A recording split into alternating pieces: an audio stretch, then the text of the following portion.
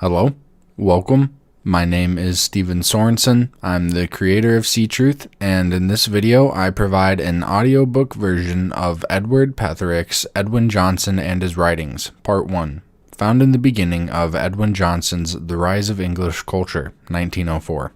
A link to the reading can be found in the description to this video. I want to thank the Ctruth patrons for their continued support in my endeavor to study and produce content. Thank you all. It means a lot to me and lets me know that you want to see more.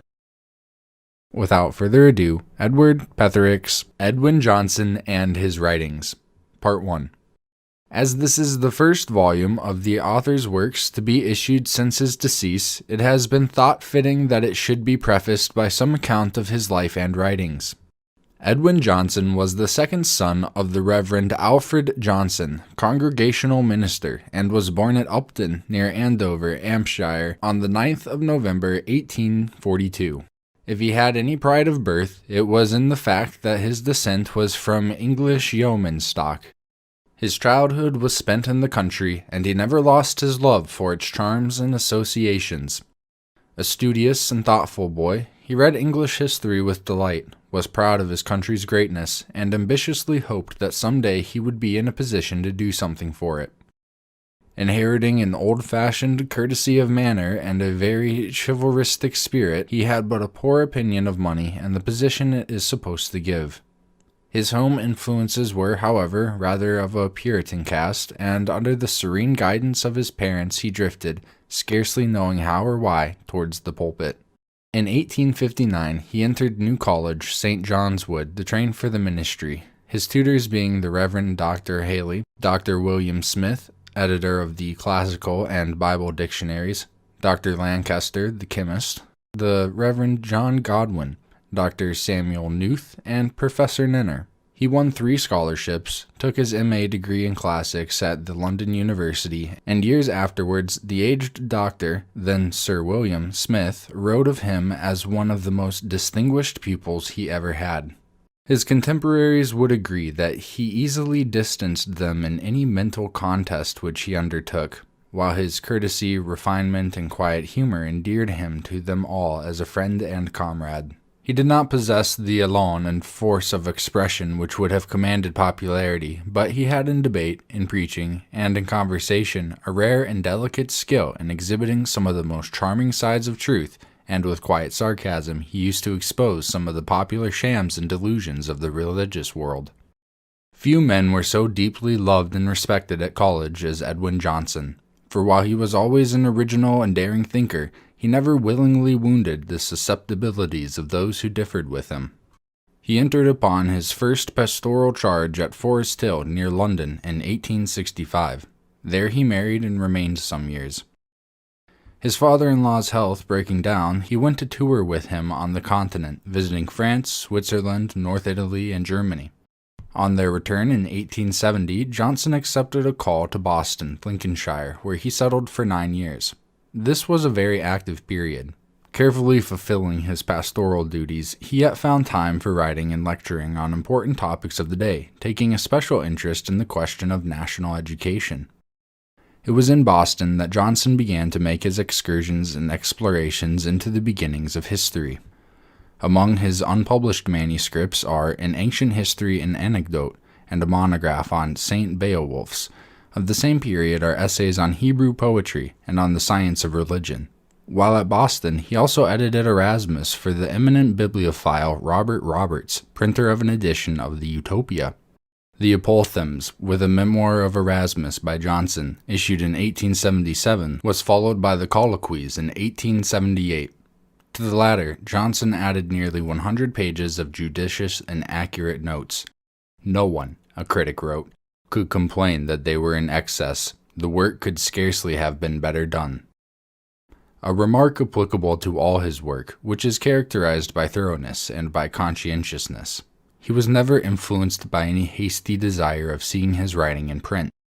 Meanwhile, he continued his studies of classical, especially Greek literature, and read extensively in other branches. His own library, never a large one, was that of a poor scholar whose books are chosen for use well thumbed and annotated. Among his favorite authors were Horace, Seneca, Diogenes, Laertius, Erasmus, Lessing, Wordsworth, Scott, Jane Austen, and Browning. The Waverley novels, he once told me, he had read through at least a dozen times. The volumes of the double-column edition were always at hand, and in later years helped him through many a sleepless night. His own clear style owes not a little to his favorite, Scott. In 1879, he was appointed professor of classical literature by the council of his college and returned to London. This engagement enabled him to devote much more time to study and research. Henceforward, he became a constant worker at the British Museum and at Dr. Williams' Library in Gordon Square, both being within easy walk of his residence at Primrose Hill. Greek mythology and philosophy, as well as Greek ecclesiastical history, were subjects taken up to fortify his position at the college. These he studied deeply, and upon some of them wrote elaborately. His published literary work during this period included translations of Ewald from the Psalms, Meyer on the Romans, and a variety of miscellaneous articles and papers. He also gave considerable attention to the patristic literature and other branches of theological study. A glance at the list of his writings during these years gives a fair indication of the very wide range of his reading and of his great industry, while their perusal shows that he had acquired at the same time a facility and lucidity in expressing his ideas on the learned and abstruse subjects. His attainments in Latin and Greek were those of a master. A good French and German scholar, he also became familiar with Oriental literature. He had, moreover, a singular aptitude for teaching, and was able to invest the study of history with a living interest.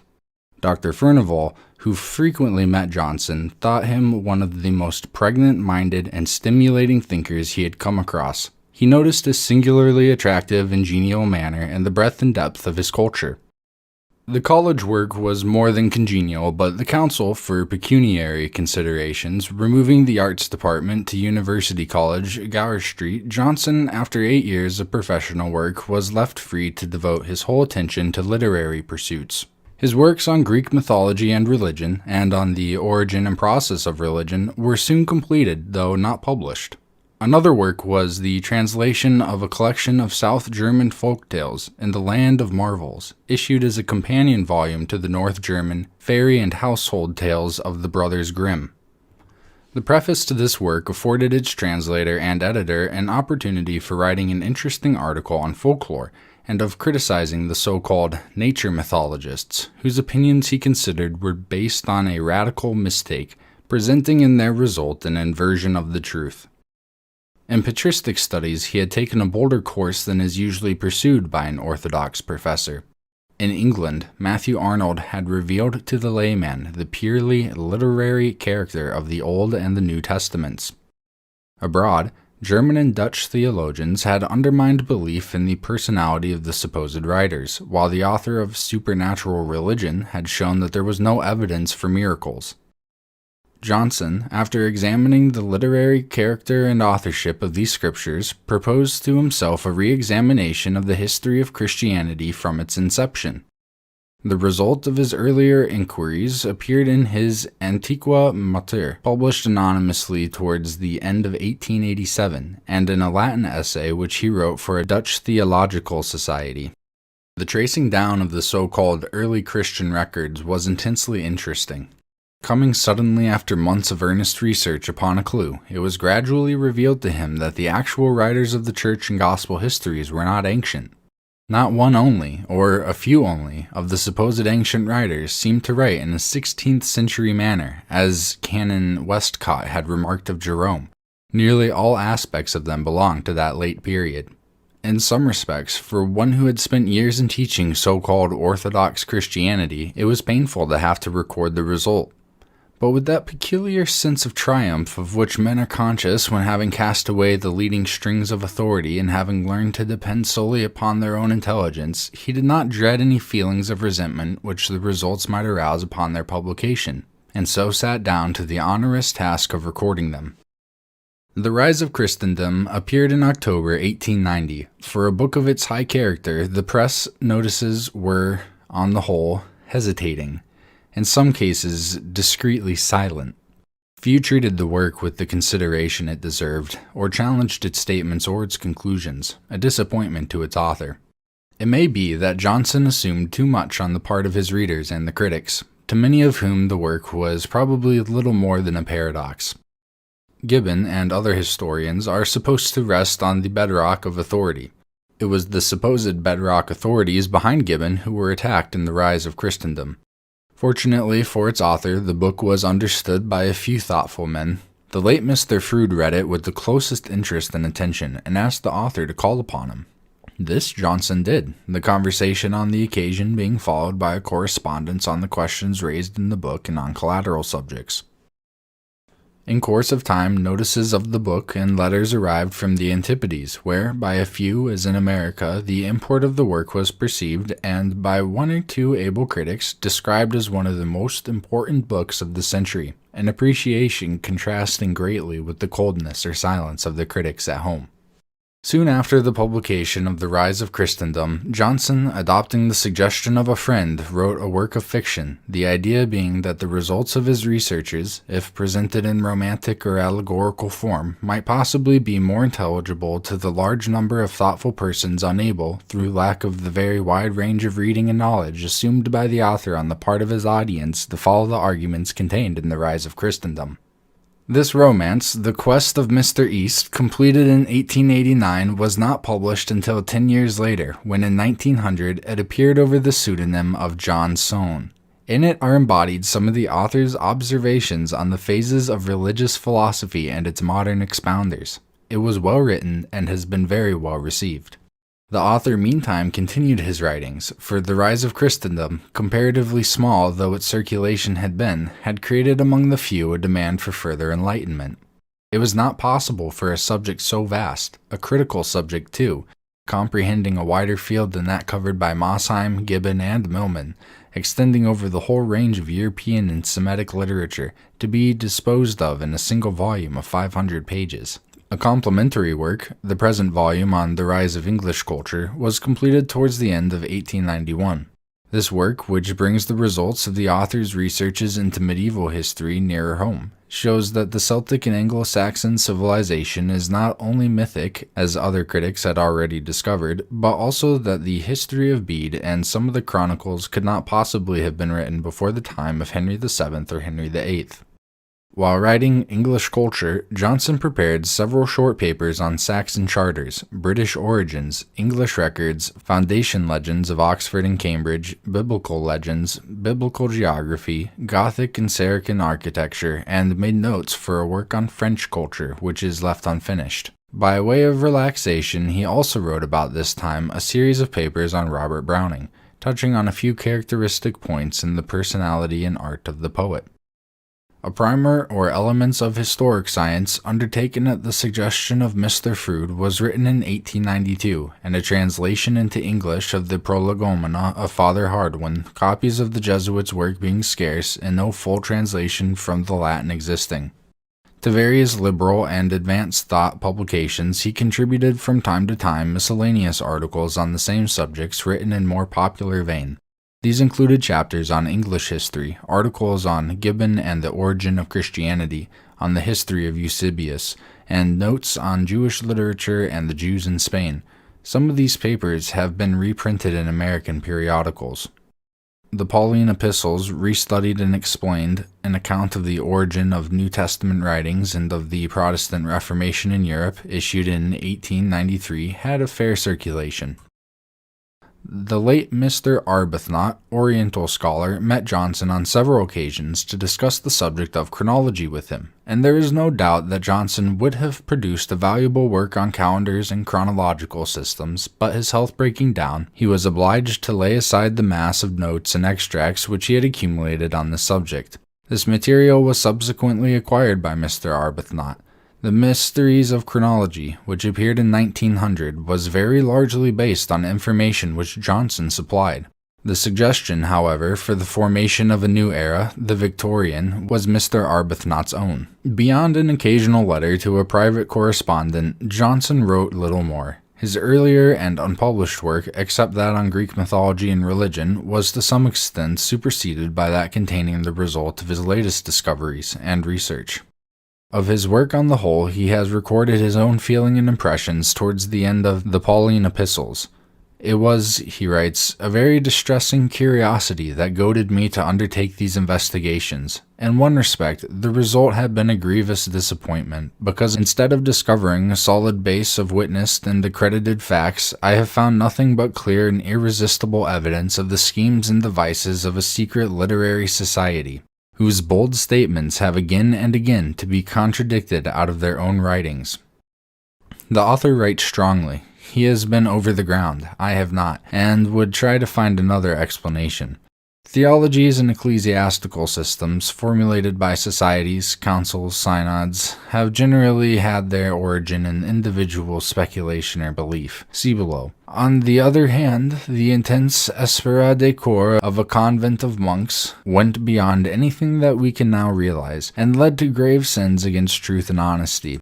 The forgery of charters, bulls, and legal instruments of all kinds for the glorification of a monastery by its members was at least condoned only too frequently.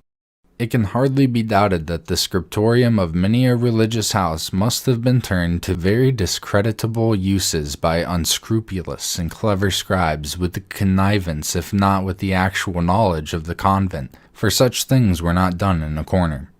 If the forgery succeeded, and that they often did succeed, we know, the monastery got all the advantage of the rascality. No inquiry was made, and it was tacitly assumed that where so much was gained and the pride of our house was gratified, the end justified the means. Dr. Jessup, Coming of the Friars and Other Essays, etc., pages 160 and 161. The subject of literary forgery by monks has been strongly commented upon by Milman, Sir Harris Nicholas, M. Geary, Isaac Disraeli, and others. Also Arbuthnot, Mysteries of Chronology. These things were not done in a corner, Paul is made to say, but they were done in a corner. We have not followed cunningly devised fables, the brother apostle is made to say, and yet the whole system is one of cunningly devised fables. One trained like myself to believe in and defend these writings, and to look upon the Church as, ideally at the least, a glorious institution, free from spot, wrinkle, blemish, or any such thing, could not reflect upon these things without pain. By instinct and old affection, my place is among her servants or allies. But the duty of the literary critic is no less serious and stern than that of the judge upon the bench, and my conscience as a critic compels me to condemn an institution which is stained, immaculate, and deformed by complicity with so much of falsehood and fraud, and to make what effort I can towards a new reformation. In these gentler days, it surely is not too much to hope that the Church may resolve to turn down her falsified and iniquitous pages, and begin the chronicle of a new era, inscribed with the records of her endeavors in the cause of knowledge, of truth, of human love, records at the same time of the admiration and gratitude of the world. May these things be. That, in brief, is the story of Johnson's literary work. Of what he was in his own home, or of his generous help to poor students, I am not permitted to speak. He was modest to a degree, and rarely spoke or wrote of himself or of his books. The modern interviewer was a person to avoid. If, said he, it was one of his last utterances, if, in the future, there are any inquiries about me, say, I live in my books. His books are, however, with one exception, impersonal. Johnson, the man, was greater than Johnson, the author. Some of his feelings and experiences may be found in The Quest of Mr. East. Some are given above. He was no dry as dust, no recluse, but eminently human, genial by temperament, a cheerful companion, and fond of society. Until his last illness, he was saved from being cast down by a large sense of humor which one of his friends remarked had a kind of Charles Lamb flavor without the mint sauce. Though feeling the cold criticism, like St. John and Mr. East, he was on the whole cheered with kind words of men to him unknown, who praised the candor, the humanity, the this and that good quality of pages into which the thought and struggles of years had gone. One who did not feel able, or profess to understand the tendency of his writing, says, words would fail to record all the spiritual sympathies which were a living force in his character to the last. Of his affectionate affinities, of his subtle suggestiveness in conversation, of his powers to make men look their own thoughts in the face, many of his old students and friends will now be thinking, To those who knew the peculiar flavor of his humor, The Quest of Mr. East was a book full of charm, in reality a long drawn-out parable, depicting many salient features of the modern religious world and describing the search of the soul for the true Christ. There was a great pathos about his life, and the pain and difficulty associated with his course brought out more clearly innate refinement, while even amid disabling suffering he exercised a strange attractiveness which led into friendship with him men of all ways of thinking. He will live enshrined not only in the tender love of those who so patiently ministered to his dying wants, but in the hearts of a large number who gained stimulus, not merely from what he said, but from what he was. Another friend, member of an association to which Johnson belonged, wrote, "Those who were present at our last annual dinner did not fail to recognize that the Valkyries had marked out for death him who was the most learned of the guests. During all the years the dinner had obtained, the author of Antiqua Mater had regularly a place at the table. His reputation for sound erudition, and the daring devotion to what appeared to him historic truth which had subjected him to professional and social martyrdom, rendered him a conspicuous and honored figure, year after year, in our festive conclave. But we gradually came to lose sight of the accomplished scholar and the genial man. The massive brow, furrowed with the plough of thought, lost its classic severity in the good man's genial and benevolent smile, and we, his companions, lost sight of the most learned and the most lovable of men. Our late friend was too ingenious and unselfish for this callous and selfish world. He gave it the ripe fruitage of his intellectual and moral manhood. The world visited him in return," continues the same writer, "with the loss of his professorship and the rusting mildew of an unmerited neglect. He complained not, no choleric word did he utter by voice or pen, but the wrong weighed heavily upon his refined and susceptible nature. Old age supervened prematurely, and he who should have had the energy for valuable years of hard work still in him has been blotted out of the present, and is already an item of the past." Closer friends, however, knew the man better. Though he had put his hand and touched the sacred ark, and calamity had seemed to come upon him in the shape of an insidious and incurable disease, he knew that he had contributed towards the solution of the problem of the religious history of our Western world, the solution of which will establish spiritual unity. He was much encouraged by kind and sympathetic, thoughtful letters, and while able to continue his writing, had put his soul into it, striving for the nearer vision of the true, the beautiful, the good. He passed from death in life to rest on the 3rd of October, 1901, at the comparatively early age of 59, but his work was well done. His last message for me, one of his latest friends, who least expected a message, was to the effect that I would see this book through the press.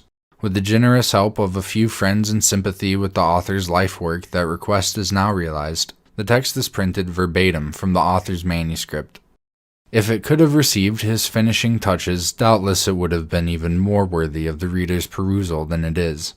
In an appendix will be found a list of Johnson's principal writings, published and unpublished, including separate volumes, essays, lectures, addresses, and other papers, representing a great range of critical reading and of original research in European and Oriental literature. That concludes Edward Petherick's Edwin Johnson and His Writings, Part 1. Thank you for watching. Like the video, subscribe, comment, and never stop seeking the truth about chronology.